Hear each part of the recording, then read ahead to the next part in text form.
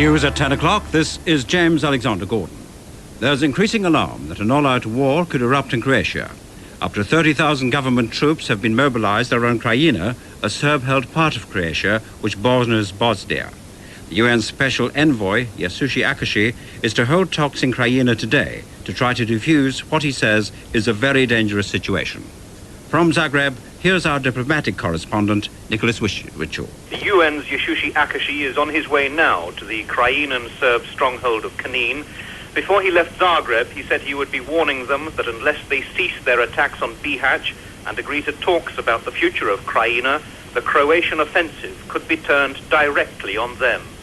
There's no doubt that the pace of the Croatian military advance inside Bosnia has already alarmed both the Krajinan Serbs and the Bosnian Serbs. And in Belgrade, the leader of Serbia proper, President Slobodan Milosevic, has attended an emergency meeting of his Defense Council to discuss Croatia's military intervention. Police have launched a murder inquiry following the death of a spectator at a mountain bike rally in Herefordshire. The 18-year-old man, who hasn't been named, died after receiving stab wounds at the National Mountain Bike Rally held at Eastnor Castle near Ledbury. A man's been arrested. Parents are on their guard in Grantham after police warned that a woman who snatched a 2-year-old girl could strike again. The victim's father managed to grab the toddler back after a chase through a shopping centre. Glasgow police have charged 6 men under the Prevention of Terrorism Act. They were detained following an investigation by several police forces, including the RUC. 3 other men were released without charge. A Conservative MP has announced that he's stepping down at the next election because he believes there are too many members of Parliament and not enough for them to do. The MP for Kensington, Dudley Fishburn, says Britain needs fewer politicians. The chairman of the backbench Conservative Finance Committee, John Townend, has criticised the Chancellor for his handling of the way share options are taxed.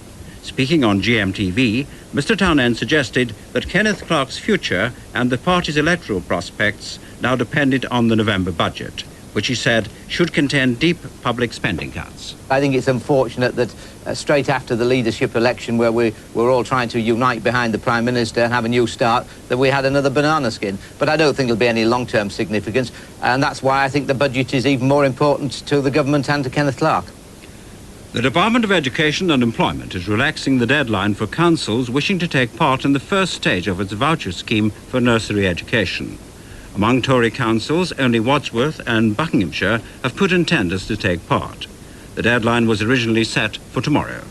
The weather, most places will be dry and hot with sunny periods. Western areas will be cloudy at times. Scattered showers will develop during the day, becoming heavy and thundery in places.